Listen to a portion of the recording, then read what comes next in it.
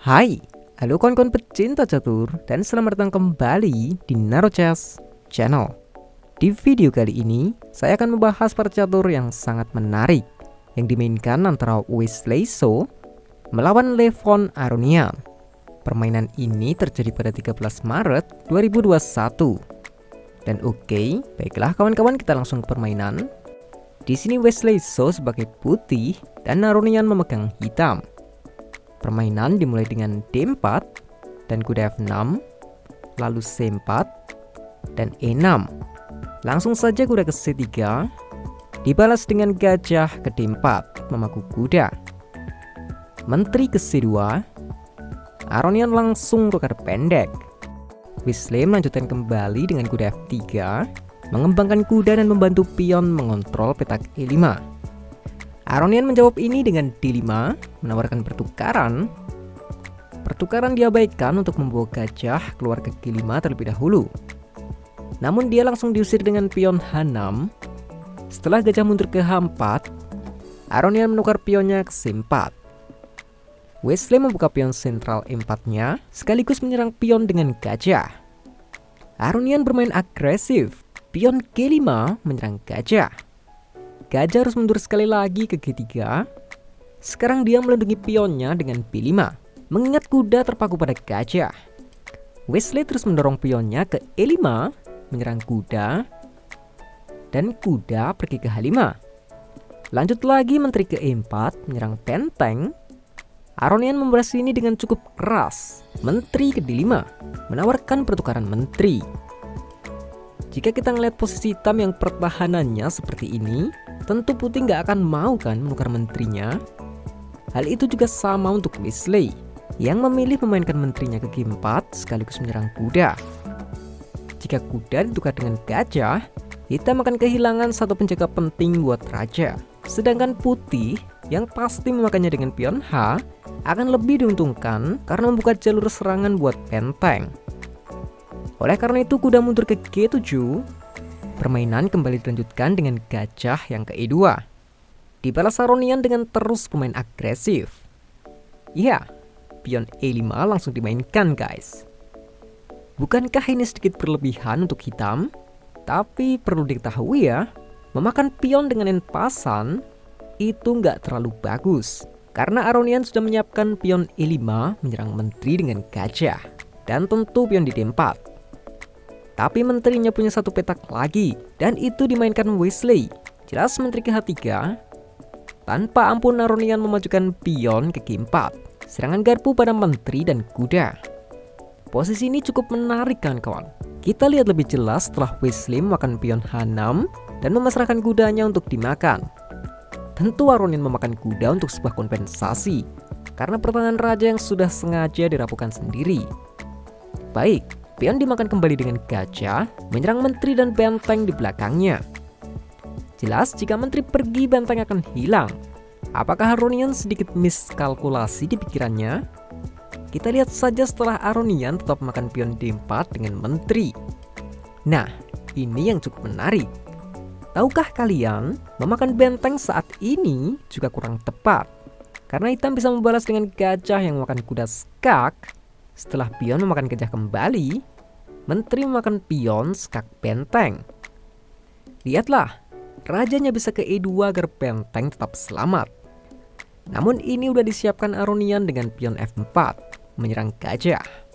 Jika gajah pergi ke H4, itu jelas blunder fatal ya. Karena menteri bisa makan pion E5 skak, atau ke D3 skak, bahkan B2 skak juga bagus. Gerakan terbaik hitam di posisi ini tetap gajah memakan pion. Ya masih sama, menteri 3 skak, paksa raja ke E1, dan di sini hitam bisa memaksa draw kawan-kawan dengan 3 kali repetisi C3 dan D3 berulang. Tapi saya rasa hitam akan memilih memainkan menteri ke D4 menyerang benteng dan gajah. Benteng D1, menteri memakan gajah, menteri kali menteri. Setelah dimakan kembali dengan benteng, jika benteng ke D1 skak, benteng menutup, lalu makan dan makan. Kalian bisa nilai sendiri. Namun menurut saya hitam bisa sedikit lebih diunggulkan, baik pada posisi maupun aktivitas buah. Dan oke, kita kembali ke permainan. Di sini Wesley tidak mengambil benteng kawan-kawan, dan memilih rokade pendek karena keselamatan raja emang yang utama ya. Hasilnya Aronian menutup serangan gajah dengan pion C6. Di posisi ini, tentu Wesley tidak ingin diserang. Dia memulai duluan dengan benteng A ke D1 menyerang menteri. Setelah menteri mundur ke B6, Wesley So yang udah kalah perwira masih nekat mengorbankan kuda ke E4 kawan-kawan. Aronian kembali menerima pengorbanan untuk memakan kuda. Lalu setelah dimakan kembali dengan gajah, kini Wesley punya ancaman skakmat yang diawali dengan gajah ke H7. Ini mengharuskan diagonal gajah harus ditutup, entah dengan kuda ataupun benteng. Jika menutup dengan kuda, ada ancaman menteri gigi 6 skak, dan hal itu yang membuat Aronian khawatir dan memutuskan menutupnya dengan benteng. Wesley langsung saja memakan benteng, dan setelah dimakan kembali dengan pion, petak D8 dijaga menteri. Lalu dia punya sedikit trik guys. Wesley mengawalinya dengan pion E6. Sekilas mengorbankan pion kan, tapi tujuannya membawa gajah ke E5. Aronian termasuk jajaran Super Grandmaster. Trik ini dapat dibaca karena dia memutarkan gajahnya ke F8. Namun hal itu tidak merubah rencana Wesley yang tetap membawa gajahnya ke E5. Nah sekarang pion maju ke E7 menjadi ide utamanya. Karena jika gajah memakan pion, itu jelas skakmat ya. Balasan Aronian memajukan pion ke C5, memaku pion pada menteri. Tapi Wesley masih punya ancaman lain kan? Gajah langsung memakan kuda, yang membuat ancaman skakmat menteri ke H8. Ya terpaksa gajah harus memakan gajah kembali, sekaligus menyerang menteri. Dari sini Wesley mulai menunjukkan kalkulasi Super Grandmasternya. Menteri memang terserang, tapi petak E7 nggak terjaga. Hasilnya tetap pion maju ke E7 mengorbankan menterinya. Ya menteri memakan menteri memang bisa jadi opsi, tapi resikonya cukup besar. Aronian memilih mencegah pion promosi dengan gajah ke D7. Sekarang menteri menyelamatkan diri ke H5 sekaligus meneruskan ide pion promosi. Menteri ke C6 membantu melindungi petak E8, benteng F ke E1 ikut mendukung pion. Gajah akhirnya ke E8 menghentikan pion sekaligus menyerang menteri, tapi efeknya membuat file menjadi terbuka. Jadi benteng bisa masuk ke D8, memaku dan mengancam gajah 2 kali. Kuda dipindahkan ke H6 agar benteng ikut membantu baris 8 dan melindungi gajah. Balasan Wesley sangat unik. Benteng ke E6 guys. Mengorbankan benteng sekaligus menyerang menteri. Ya, sangat sulit menemukan gerakan ini untuk ukuran pecatur seperti saya. Dan mari kita sama-sama lihat ide brilian dari Wesley ini.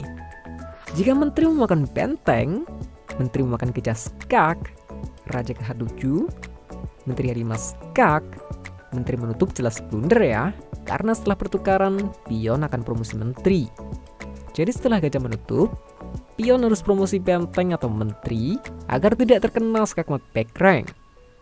Setelah menteri memakan menteri dan dimakan kembali dengan menteri, benteng memakan benteng dan jelas dimakan kembali. Ya, dua perwira ini nggak akan sanggup jika melawan menteri.